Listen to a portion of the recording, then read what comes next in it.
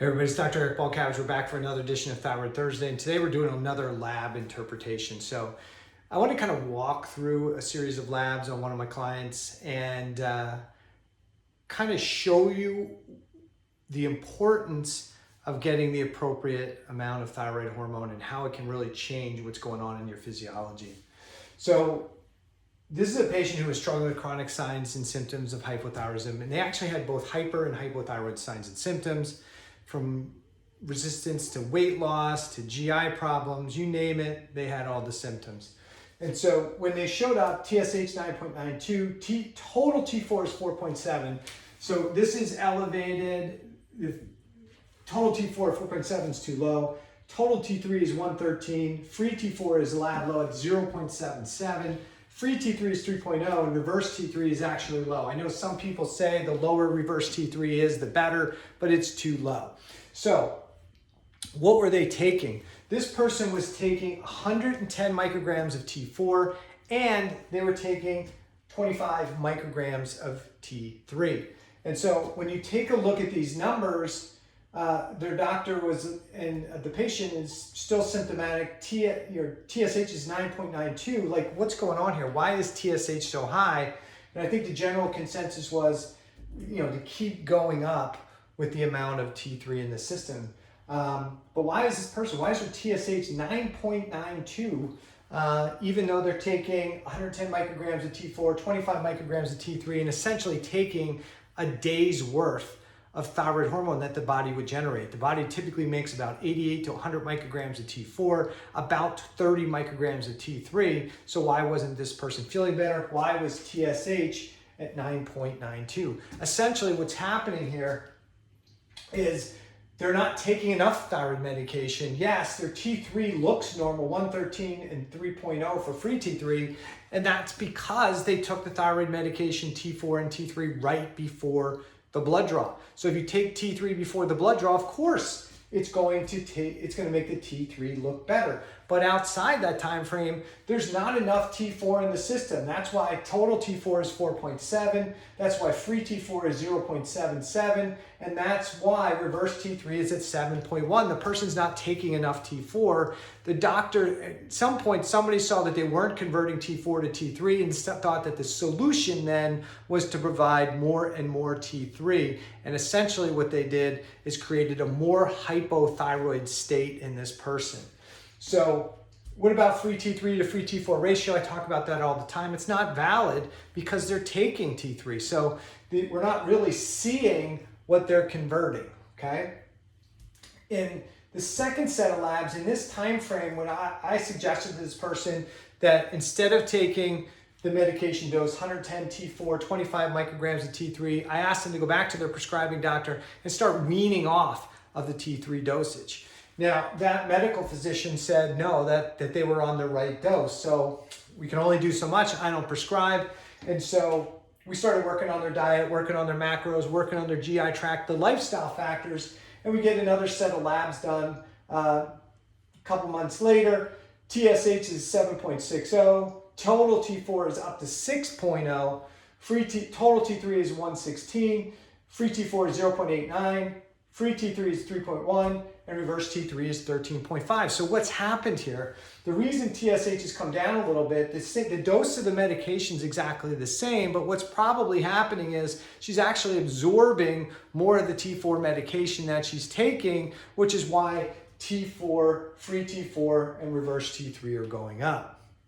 So again, what do I say? I say, hey, you should really go back to your doc and ask to change the dosage, and the doctor says no, we're not changing the dosage. And so she goes back to her doctor to try and get that conversation handled, and the doctor runs their labs, 7.44, 0.86 for free T4, 3.1 for the free T3, and she wants to go on T4 only based on my recommendation. He says no.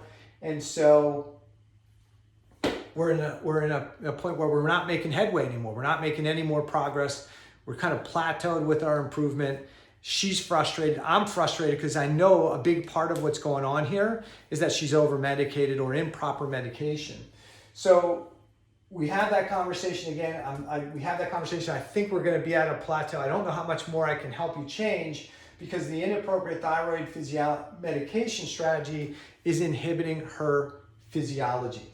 So she tries to get a hold of her prescribing doc, can't get a hold of the doc. She winds up running out of thyroid hormone replacement therapy, and she actually starts feeling a bit better initially without the thyroid hormone. So after about 30 days of no medication, I'd say we better run another thyroid panel to see what's going on and make sure that you're not in more problem mode. And when we do, what do we see? We see a TSH did go up 9.5. That makes sense because there's not enough thyroid hormone maybe in the system. Her total T4 is still 6.0. It didn't really drop off. So what does that mean? That means she has a thyroid gland that can actually make T4. Her free T3 is 1.28. Total T3 is 128. Free T3 is 0.91. Free T3 is 3.3. Reverse T3 is 10.33. And now, because we don't have T3 in the system, we can look at the free T3 to free T4 ratio. So what's going on here? What's going on here is she's not taking any medication. The thyroid gland is able to make thyroid hormone, and it's maintaining that, but as quickly as she's making that T4, she's converting that T4 to T3. So now we're actually getting conversion of T4 to T3. So this is a person who was told that probably you're a non-converter, we have to give you the T3. And that was never the case, that she couldn't convert it. It was probably more an adaptive change. So in the meantime, after these labs, she does start to feel more tired, more fatigued. She goes back to the endocrinologist because she needs medication. It's been about 3 months at this point. And her doctor says, well, you're going to need some medication. And he says, well, I'll just put you on the T4 and we'll see what happens. So she gets put on 112 micrograms of T4. After 30 days on that dose, we take a look at what her labs look like, and her TSH 3.58 coming back down. The T4 is 7.1.